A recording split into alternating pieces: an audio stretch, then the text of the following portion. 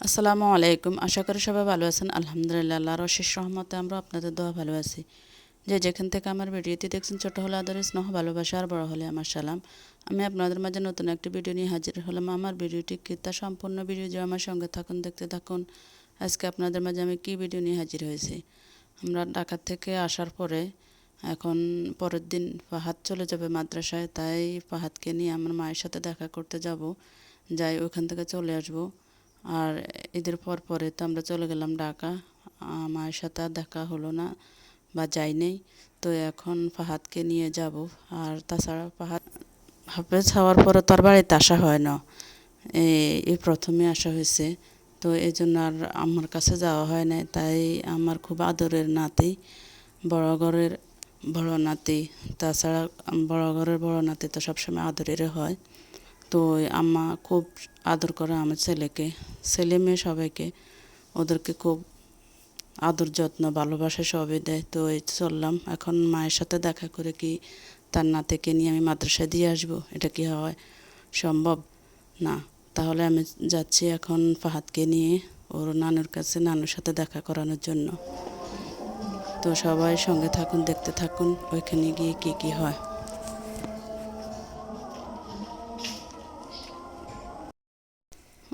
ফাহাদ যখন হাফেজ হয়েছে তখন ওর দাদার একটা অনুষ্ঠান ছিল।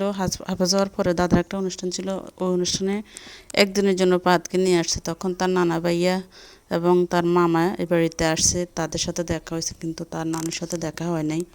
এই প্রথম বাড়িতে আসছে ছুটিতে। তো এই জন্য এখন নানুর সাথে তো অবশ্যই দেখা করার প্রয়োজন।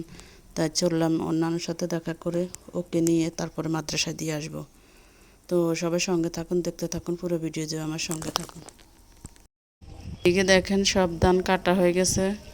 আমরা যাওয়ার সময় দেখলাম কিছু ধান একটু একটু কাঁচা আছে। এখন আসতে দেখতেছি যে কিছু ধান কেটে ফেলছে, কিছু ধান কাটতেছে, কিছু ধান এখনও দাঁড়ানো আছে। তো দেখুন, খুবই সুন্দর মনোরম একটা দৃশ্য, আমার থেকে খুবই ভালো লাগে।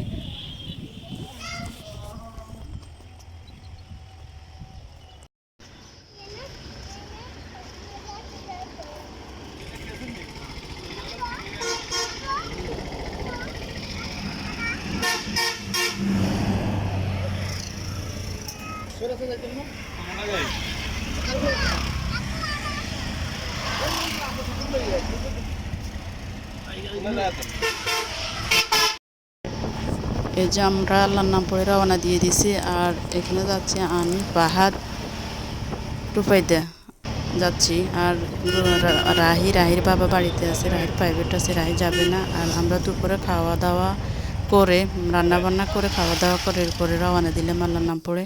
আবার কালকে আসি রান্না করতে হবে, এই জন্য। তাছাড়া ফাহাদকেও কালকে বিকেলে মাদ্রাসা দিয়ে আসবো, এই জন্য আমার সাথে দেখা করার জন্য আমরা যাচ্ছি। তো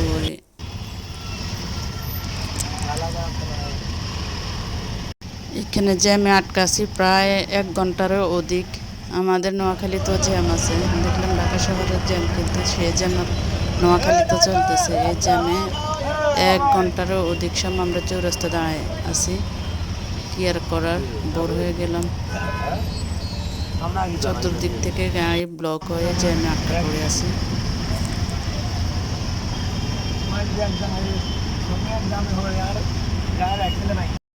অবশেষে জ্যামটা ছাড়লো, এখন মসজিদের উদ্দেশ্যে রওনা দিয়েছি।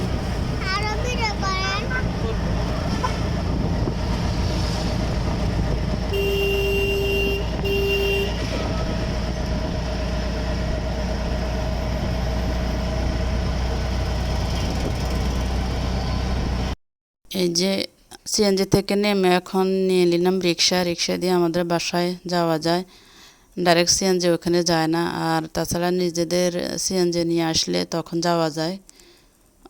তো আমরা যেহেতু ভাড়া সিএনজি আসছি, সিএনজি থেকে নেমে এখন রিক্সায় উঠছি, এখন যাচ্ছি আমাদের বাসায়। চলে আসি বাসায়। আসার পরে আম্মা নাস্তা দিয়েছে। তো এই নাস্তা খাওয়া শেষ অলরেডি। আসলে ভিডিও করতে করি নাই, কারণ তখন স্মরণীয় ছিল না আনন্দ মুহূর্তগুলো। এই জন্য ভিডিও করা হয়নি। কিন্তু ফাহাদকে লাস্টে ওর নানু আবার আঙ্কুর ফল দিয়েছে, বলতেছে এগুলো খাও। তো ওটা একটু আপনাদের সাথে শেয়ার করলাম। এই দিক দিয়ে আমার তার ছেলের ঘরের নাতিদেরকে ডেকে ডেকে আবার দিচ্ছে। তো আপনাদের মাঝে হালকা একটু শেয়ার করলাম। আর চলে আসছে এখন রাত্রে খাওয়ার জন্য। আমরা যেহেতু আস্তে আস্তে এখানে আসার পরে আমাদের মাগরিব আজান দিয়েছে। তো রান্না করছে মোরগ, মাছ তরকারি, মশারির ডাউল আর ডিম ভাজি। তো ওই ফাহাদ শুধু ডিম ভাজি আর মোরগ দিয়ে খেয়েছে, কারণ ফাহাদ অন্য কিছু তেমন একটা খেতে ইচ্ছে করে না ওর। খুবই জ্বর এখনও ভালো হয়েছে সামথিং, এখনও মুখে রুচি আসে নাই, খাওয়া অত খেতে পারে না। এরপর পরের দিন সকালে আমরা চলে আসব।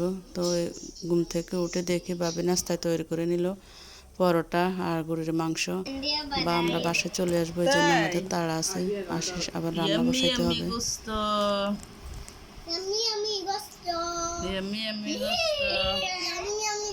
পরোটা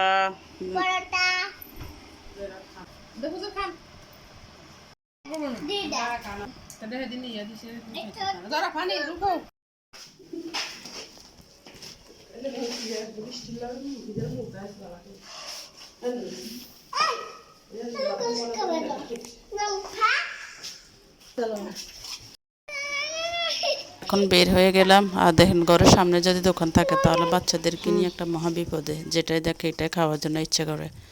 আমার বাইরের মেয়েদেরকে টুকিটাকি চকলেট মকলে হাবি যাবে নিয়ে আমরা এখন বের হচ্ছি।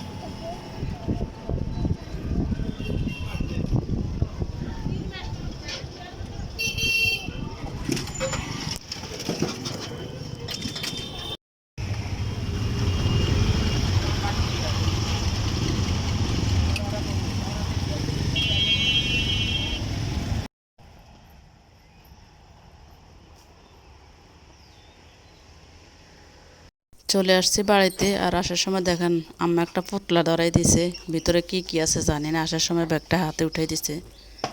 তো বলছে কি আছে, বলতেছে বাড়িতে যাই দেখিস।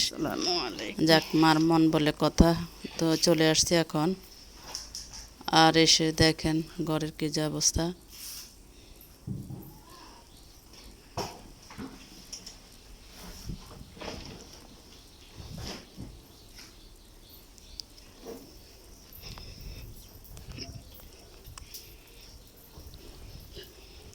এই যে তারা ঘুমাইছে, বালিশগুলো উঠে না, দেখেন কি অবস্থা। আর এদিকে আমি বোরকা খুলে রান্নার জন্য প্রস্তুতি নিয়ে নিলাম। তো আপনাদের ভাইয়া ঘরে ছিল না আমরা যখন আসছি, বা রাহিও ঘরে ছিল না, প্রাইভেটে ছিল।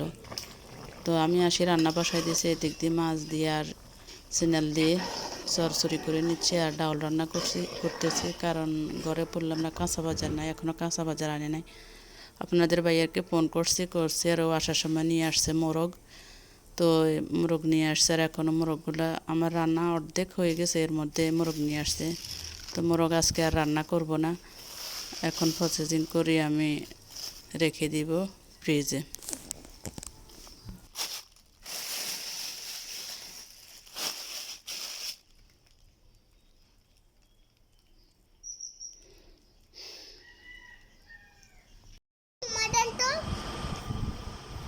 গরম বেশি আর না খাইছেন না সামনা খাইছেন আমি খাইছেন দেখছেন গরম গরম খাওয়া।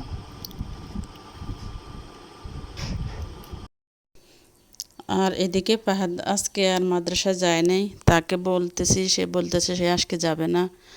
তার মন বলে কথা, বাচ্চাদের মন নিয়ে তো চলতে হয়।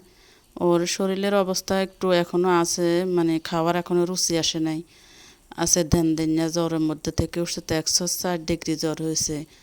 দীর্ঘ প্রায় 7-8 দিন যাবত ওর জ্বরে ছিল। এই জন্য তো আর জোরাজুরি করি নাই। বলতেছে আচ্ছা ঠিক আছে বলো আম্মু, আমি আগামীকাল যাব। তো বলতেছে আচ্ছা ঠিক আছে। এরপরে সন্ধ্যার পরে দিয়ে দিলাম দুধ দিয়ে কেক দিয়ে। বলতেছে কি করি, বলতেছে না আমি কিছু খাবো না। তো তারপরে দুধ গরম করে কেক দিয়ে দিলাম, খাইতেছে। আর আমার ভিডিওর কোনো অংশ যদি আপনাদের থেকে একটু ভালো লাগে অবশ্যই লাইক কমেন্ট শেয়ার সাবস্ক্রাইব করে পাশে থাকবেন, পাশে থাকা বেল আইকনটি বাজিয়ে দিবেন। আর প্লিজ নতুন কোনো বন্ধু যদি আমার ভিডিওটি দেখে থাকেন, সাবস্ক্রাইব যদি না করে থাকেন অবশ্যই সাবস্ক্রাইব করে দিবেন। আপনাদের একটা সাবস্ক্রাইব, একটা লাইক, একটা কমেন্ট আমার সামনের পথ এগিয়ে যাওয়ার অনুপ্রেরণা যোগায়।